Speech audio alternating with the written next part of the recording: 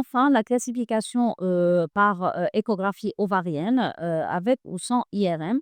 عندنا la classification ORAT. بالك تعرفوا la classification BIRAT تاع le sein.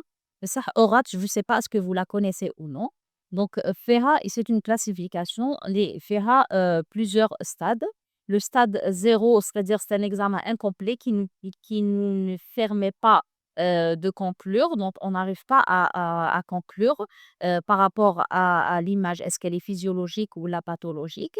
Donc là, soit on refait l'examen en début de cycle, la phase folliculaire, ou là après un traitement, donc ou là après un bilan hormonal, ou là on est obligé de compléter par une IRM. Les images physiologiques, que ce soit avant l'ovulation ou le follicule ou là après l'ovulation, le corps jaune, donc il doit toujours être inférieur à quoi centimètres pour dire que c'est une image physiologique. Le Doppler va donner une vascularisation qui est périphérique et qui n'est pas centrale.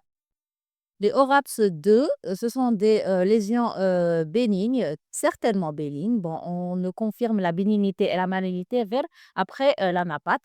La masse, donc la taille elle est inférieure à 10 centimètres et le risque de malignité est de moins de 1%. Quelles sont ces lésions qu'on peut classer ORAPS 2 ou là, quand on regroupe le groupe, les عندهم moins de risques de malignité qui sont certainement bénignes, ce sont les kystes lutéales hémorragiques typiques, les tératomes matures typiques, les endométriomes typiques, l'hydrosalpinx, le kyste d'inclusion péritonéale et les kystes paratubères.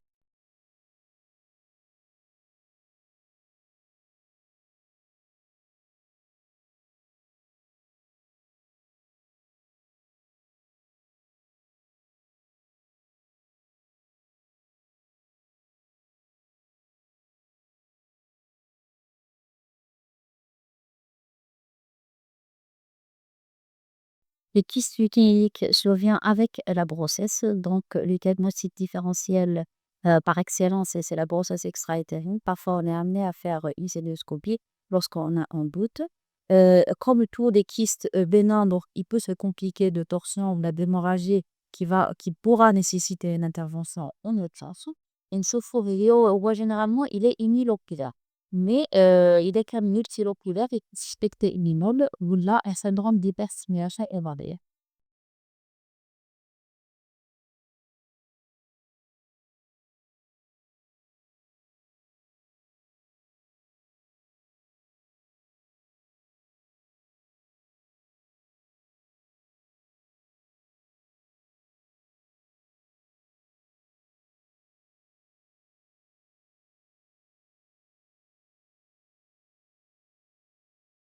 Un cas particulier dans le kyste dermoïde, c'est le kyste organique le plus fréquent. Il ne faut pas qu'il s'ouvre au niveau du péritoine. هذا هو. Donc, le traitement normalement, c'est cilioscopique, mais il faut faire attention pour ne pas l'ouvrir. Soit on utilise un sac, soit il faut que l'opérateur soit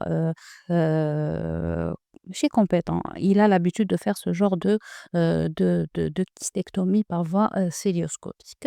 Donc, personnellement, donc, quand j'ai un kyste fonctionnel, je demande toujours un bilan hormonal. L'effet glycémie à jeun, prolactine, TSH, FSH, LH, parfois نزيد estradiol ou على حسب la clinique aussi. Donc, je peux demander un bilan hormonal associé.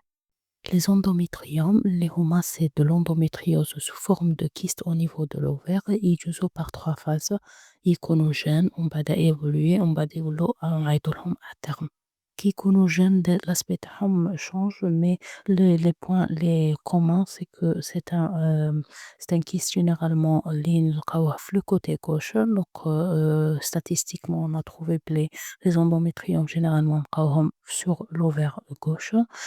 يكون عندهم à l'intérieur donc comme si impacté finement fin à l'intérieur du kyste.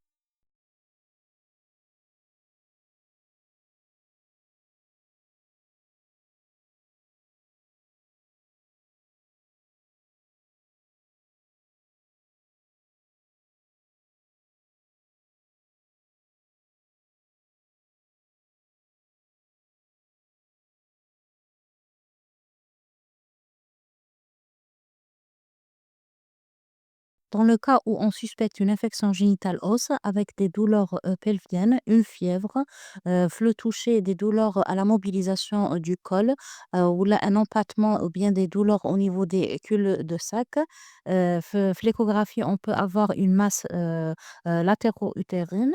Là, on doit traiter la patiente. Ça devient une urgence médicale. Pas forcément on hospitalise, mais un triple antibiothérapie, une bithérapie, minimum une bithérapie. Donc إذا كان مدينا juste البيثérapie amoxicilline magenta, de préférence نزيدو لها le flagyl.